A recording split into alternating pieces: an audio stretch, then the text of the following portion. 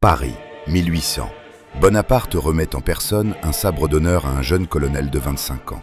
Le colonel le prend, lève les yeux et dit « Tout hussard qui n'est pas mort à 30 ans est un Jean Foutre ». Bonaparte lui sourit. Il connaît déjà cet homme. Il s'appelait Antoine Lassalle, général de cavalerie, chef de la brigade infernale. Antoine Charles-Louis de Lassalle naît à Metz, dans une famille de petite noblesse lorraine. Il a 11 ans quand il entre dans l'armée. Sous-lieutenant de remplacement, c'est-à-dire un enfant en uniforme attendant son heure. La Révolution éclate. La noblesse est chassée des rangs. Lassalle, lui, déserte l'infanterie royale, se réengage comme simple cavalier et remonte en grade par le fer. Italie, 1796. L'armée d'Italie, Bonaparte. Et un jeune capitaine de hussards qui ne semble pas croire à sa propre mort. Vicence. Lassalle commande 18 cavaliers. En face, 100 hussards autrichiens. Il charge quand même. Dans la mêlée, il se retrouve seul, séparé des siens, cerné par 4 ennemis qui le somment de se rendre. Il les blesse tous les 4, plonge dans la rivière Bacchiglione, la traverse à la nage et rejoint son camp. En passant, il a même fait un détour chez la marquise, une noble italienne dont il était l'amant. Il a frappé à sa porte, puis il est reparti en bousculant quelques Autrichiens, leur prenant des prisonniers et 9 chevaux. Bonaparte apprend la chose. Il ferme les yeux sur l'escapade et lui donne le grade de chef d'escadron sur le champ. 1797, Rivoli. La bataille qui ouvre les portes de l'Autriche. Lassalle charge jusqu'à l'épuisement, encore et encore. Les colonnes autrichiennes cèdent. Quand le combat s'arrête, Bonaparte désigne les drapeaux pris sur l'ennemi, éparpillés dans la boue. Il lui dit « Vas-y Lassalle, couche-toi dessus, tu l'as bien mérité ». France, 1800. L'Égypte est derrière lui. Les pyramides, le désert du Sinaï. Lassalle a tout fait, tout traversé. Il a 25 ans. Devenu colonel du 10e hussard, il cultive sa légende avec soin. Il fonde la Société des Assoiffés, une confrérie de buveurs qui fait scandale dans les salons parisiens. Il boit, il jure, il chante à tue-tête, il brise tout et il fume. La pipe est son attribut autant que le sabre.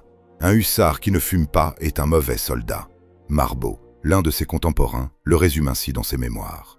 Napoléon le gâtait à un point vraiment incroyable, riant de toutes ses fraudaines et ne lui laissant jamais payer ses dettes.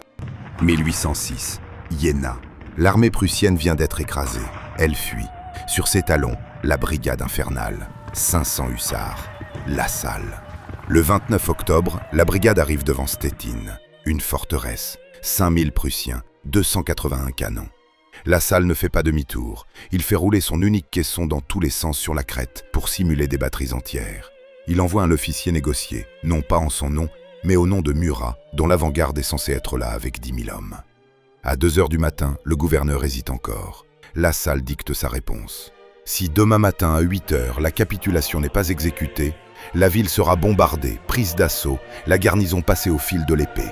J'attends. À l'aube, les portes s'ouvrent. 5000 Prussiens défilent devant 500 hussards sales et fatigués. Napoléon apprend la chose. Il déclare « Si mes hussards prennent des forteresses, je n'ai plus qu'à licencier mon artillerie. » Von Romberg, le gouverneur vaincu, offre à Lassalle une pipe en porcelaine. Lassalle l'accepte, évidemment. 1808. L'Espagne. Une guerre sans règles, sans lignes, sans pitié. Les Espagnols le surnomment El Picaro, le bandit, l'espiègle, le rusé. Un personnage de roman picaresque sorti du XVIIe siècle et mis en selle. Il gagne à Medina del Rio Seco, il gagne à Burgos, il gagne à Medellín. Mais l'Espagne lui pèse. Ce n'est pas une guerre propre, c'est une guerre qui ronge. C'est de là qu'il écrit à sa femme « Je t'aime comme la fumée du tabac et le désordre de la guerre ». 1809. L'Autriche a réarmé. Napoléon le rappelle d'Espagne. Essling, Rabe, et puis Wagram approche. Le 4 juillet au soir, la veille de la première journée de bataille, Lassalle ouvre sa cantine.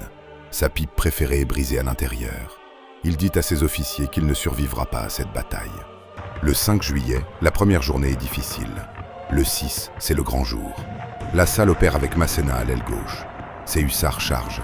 Ils sont épuisés quand vient l'heure de la poursuite. Lassalle n'a plus ses hussards. Il voit les cuirassiers en réserve qui n'ont pas donné. Ils se mettent à leur tête. Tout le monde connaît sa réputation. Ils le suivent. Les cuirassiers sont lourds, lents. Leurs chevaux peinent.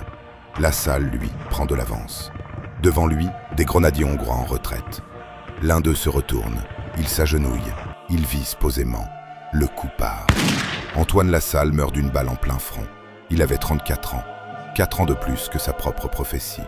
Quelques jours avant Wagram, il avait écrit à Joséphine, sa femme, « Mon cœur est à toi, mon sang à l'empereur, ma vie à l'honneur. »